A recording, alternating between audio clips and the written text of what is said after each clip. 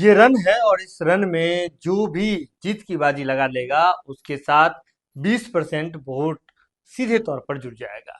नमस्कार, मैं सुमन हूं और आप लाइव सिटी देख रहे हैं।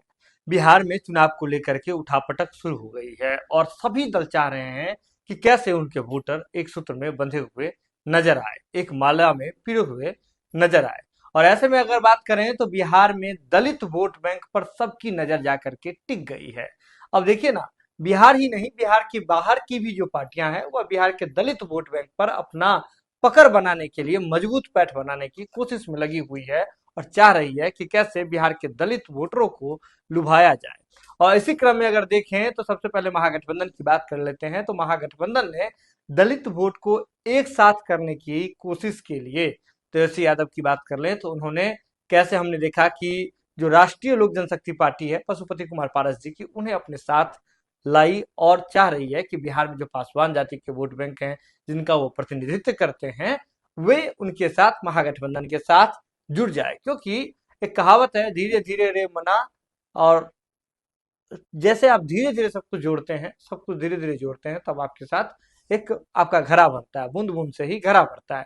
तो ऐसे में सीधे तौर पर समझिए कि बिहार में जो वोट बैंक है दलितों का, तो अगर उसके आंकड़े की बात करें तो कुल 20% वोट बैंक ऐसे हैं बिहार में, आसपास का हम आंकड़ा कह रहे हैं, जो दलित समुदाय से होते हैं। और उस 20% में से भी 30% जो है वह रविदास जो जाति है उसका है, 30% के आसपास ही जो है पासवान समाज का जाति का है, और 18% जो है वह माझी समाज और मुसहर समाज का जो व्यक्ति है उनकी संख्या है। तो कुल मिलाकर समझिए कि महागठबंधन पासवान समाज के वोट बैंक को अपनी ओर खींचने की कोशिश के लिए, हमने देखा कि कैसे राष्ट्रीय लोक जनशक्ति पार्टी का जो दलित समाज में 30% वोट बैंक पर पकड़ माना जाता है, पासवान समाज की जो जाति है उस पर पकड़ बनाने की कोशिश में लगी हुई है। वही बात अगर एनडीए की कह दे तो एनडीए इस पूरे प्रकरण में दो हिस्सों को लेकर के चल रही है। एक जीतन राम मांझी जी की पार्टी हिंदुस्तानी अवाम मोर्चा है, जो 18% के आसपास दलित वोटों पर उनकी पकड़ है, ऐसा माना जाता है। तो उस समाज का प्रतिनिधित्व करते हैं जीतन राम मांझी जी। तो एनडीए चाह रही है कि मांझी जी तो रहे ही, साथ ही साथ जो चिराग पासवान जी की पार्टी, जो पासवान जाति से आते हैं चिराग पासवान जी, उनका पकड़ जो है आपको बता दें कि 30% वोट बैंक पर है। लेकिन यहाँ भी एक कैच है कि 30% वोट बैंक ही है पासवान समाज का, जो डिवाइड होना है पशुपति कुमार पारस जी भी के साथ भी और चिराग पासवान के साथ भी। पशुपति कुमार पारस जी के भी साथ अगर जाएगा तो वो महागठबंधन के साथ जाएगा, जो हिस्सा चिराग पासवान जी के साथ आएगा वो आपको बता दें कि एनडीए के साथ आएगा। ये तो बिहार में ही चल रही है। एनडीए के भीतर भी हमने देखा कि दलित वोटों पर अपना प्रभाव बताने के लिए कैसे जीतन राम मांझी हो चाहे चिराग पासवान जी हो, उनके बीच बयानबाजी चल रही है।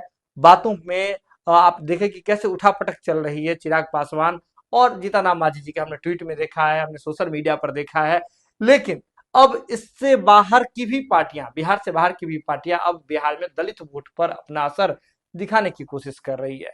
अगर हिंदुस्तानी अवाम मोर्चा की बात छोड़ भी दें, अगर वीआईपी पार्टी की बात छोड़ भी दें, जो मल्लाह समाज का, निषाद समाज के आरक्षण और निषाद समाज का प्रतिनिधित्व करती है, अगर बात आप लोजपा, दोनों लोजपा की बात अगर छोड़ भी दे, तो अब आपको बता दें कि चंद्रशेखर आजाद रावण की जो पार्टी है, जिसका उत्तर प्रदेश में ज्यादा वोट बैंक, दलित वोट पर ज्यादा पकड़ माना जाता है, तो उनकी पार्टी भी अब बिहार में चुनाव लड़ने का ऐलान कर दी है। 100 सीटों पर चुनाव लड़ने का दावा कर रही है, 100 सीट पर कह रही है कि चुनाव लड़ेंगे ही लड़ेंगे। साथ ही एक रिपोर्ट कार्ड के लेकर के भी आए थे कि तेजस्वी यादव जो है, यानी कि महागठबंधन, 110 सीटों पर उनका सर्वे हुआ था, उसमें से महागठबंधन 46 सीटों पर हारने जा रही है। यह बात कह रहे हैं चंद्रशेखर आजाद जी की जो पार्टी है उनके प्रवक्ता कह रहे हैं, उनके जो प्रदेश अध्यक्ष हैं वो कह रहे हैं, रिपोर्ट कार्ड लेकर के बिहार में आ गए। तो अब जो दलित वोट बैंक की बात करें तो अब यहां भी डिस्ट्रीब्यूट होना है। साथ ही साथ अगर बसपा की बात करते हैं तो बिहार का जो हिस्सा जो उत्तर प्रदेश से लगता है, वहां पर बसपा यानी कि मायावती, बहन मायावती का जो पार्टी है उनका भी प्रभाव माना जाता है।